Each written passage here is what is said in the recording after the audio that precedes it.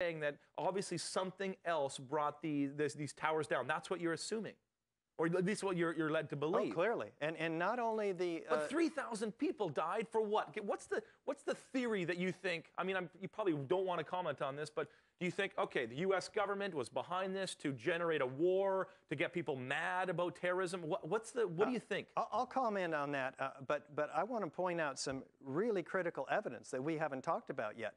There's not only these iron-rich microspheres that are the product of an aluminothermic reaction, thermite. We also have unexploded chips of thermite. These are red chips up to a 1/16 of an inch long. These are composed of nano-sized particles, extremely small. This stuff is not made in a cave in Afghanistan. We're talking about a very, very high-tech product that only in the last couple of years, Lawrence Livermore Lab and Los Alamos Lab have come out with papers on. And you're saying only the U.S. government would have access, the U.S. military would have access to this stuff? Well, let's say it this way. Al-Qaeda didn't have access to it. That's an unreasonable assumption. It's also unreasonable to suggest that Al-Qaeda had access to these buildings to plant these charges. These 3 buildings had to be among the most secure outside the Pentagon. Look at Building 7, for instance, the one which drops exactly in the manner of a controlled demolition at virtually free fall speed.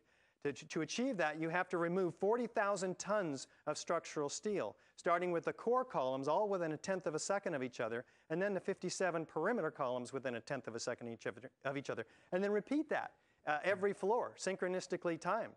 So Al-Qaeda didn't have access to that building because it's operated by the CIA, IRS, Department of Defense, and several large financial institutions.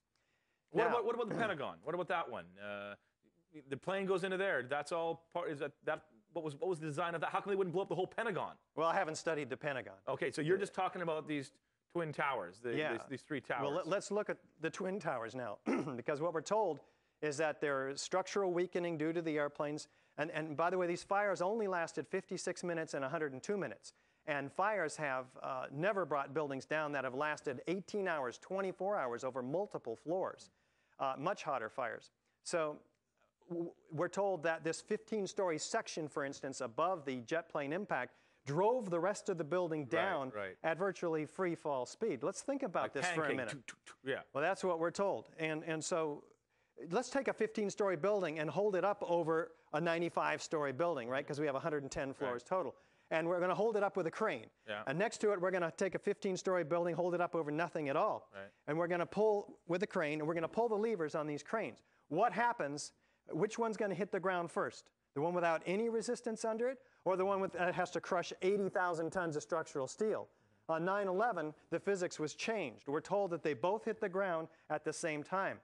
That's where our USA tax dollars are going to. $20 million, 3 years of study in this NIST, which, by the way, this NIST report stops at the moment of initiation of collapse. It did not examine the behavior of the building after, they say, collapse initiation began. So, I mean, you're saying you're giving the scientific data, you got all this forensic evidence.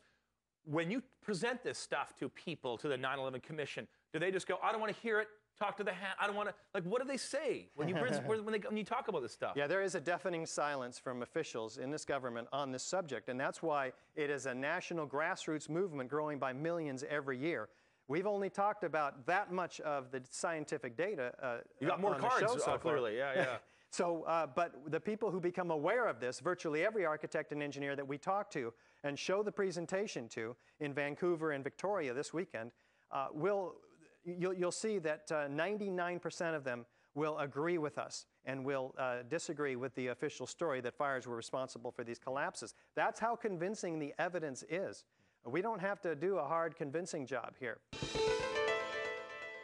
I'm back for one final segment with Richard Gage, the founder of Architects and Engineers for 9/11 Truth. You don't believe the story that's been told, that it was the terrorists that flew in and that's how these things dropped. Okay, let me just stop for a second. If it is, as you say, that possibly the U.S. Military was involved in setting these thousands of charges and destroying the building, for what reason? There's got to be a motive. Behind every crime, there's a motive. What's the motive? Well, I first want to suggest that the Architects and Engineers for 9/11 Truth, over 300 of us, are demanding a real investigation And we're not conspiracy theorists. We bring forth the forensic science-based evidence, which can be seen on our website, ae911truth.org. What's the reason, though? Like, what's the motive? A real investigation pointed at those who benefited. So who would benefit from killing 3,000 of their own people? Well, every major war in this country has been started by a false flag operation. Most of these have been declassified now. For instance, Vietnam War. There was no Gulf of Tonkin incident as described to us. But that's over. I mean, if you're going to stage something, why wouldn't they stage a possible hijacking of a plane and have fake people that were tortured or something, U.S. citizens, and we got to go invade Iraq or something, rather than let's kill 3,000 of our own people? Well, why did we invade Iraq? Was it because of weapons of mass destruction? No. Was it because of ties to Al-Qaeda? No. Everybody knows why the United States invaded Iraq. Now, people need to ask themselves the question, why are we in Afghanistan? Well, this isn't my primary area of research, but it's quite interesting to note that the Taliban was not negotiating with the United States relative to the oil and natural gas pipelines being brought down from the Turkmenistan, I believe it was, which was a pipeline plan to go to Pakistan. They were negotiating with a company in Brazil. And there was some threats, and those are very well documented by the U.S. government on the Taliban. Newsweek reported that the invasion of Afghanistan was signed by President Bush the day before 9/11, September 10th. I think if people who do the research realize that this is a lot more about oil. The Project for a New American Century was a think tank composed of those neocons that are currently in power. What did their website say?